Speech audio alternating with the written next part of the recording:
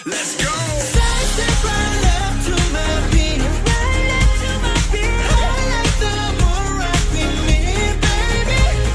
Know that I got the heat. Definisi.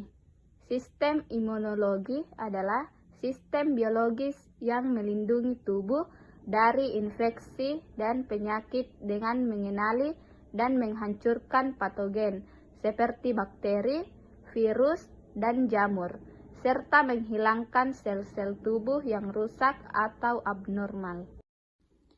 Anatomi fisiologi sistem imunologi mengacu pada studi tentang struktur dan fungsi sistem imun dalam tubuh manusia. Sistem imun adalah jaringan kompleks, sel, jaringan, dan organ yang bekerja sama untuk melindungi tubuh terhadap infeksi dan penyakit. Sistem imun berperan penting dalam melindungi tubuh terhadap infeksi dan penyakit. Sistem imun juga terlibat dalam perkembangan penyakit autoimun, yaitu ketika sistem imun secara keliru menyerang jaringan tubuh sendiri. Anatomi dan fisiologi sistem imun terdiri dari beberapa komponen yang bekerja sama untuk melindungi tubuh dari patogen dan zat asing lainnya. Organ utama yang terlibat dalam sistem imun meliputi sumsum tulang, timus, limfa, kelenjar getah bening, dan pembuluh limfatik. Yang pertama, sumsum tulang adalah jaringan spons di dalam tulang, tempat sel-sel imun seperti sel darah putih diproduksi.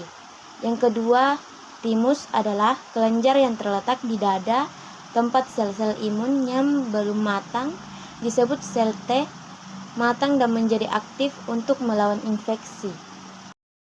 Yang ketiga, limfa. Limfa adalah organ yang terletak di sisi kiri atas perut yang menyaring darah dan membuang sel darah merah yang tua atau rusak, serta zat asing lainnya.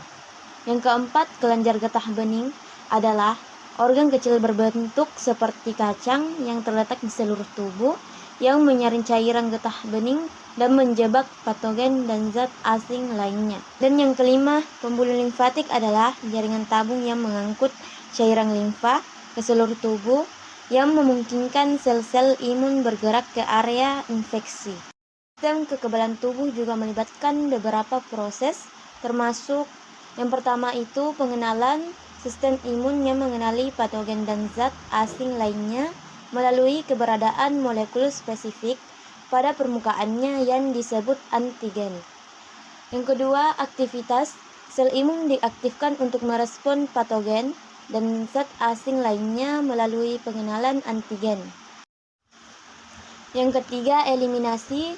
Sel imun menghilangkan patogen dan zat asing lainnya melalui berbagai mekanisme seperti fagositosis dan produksi antibodi. Dan yang terakhir, memori. Sistem imun menyimpan memori terhadap patogen tertentu yang memungkinkan respons yang lebih cepat dan efektif terhadap infeksi di masa mendatang.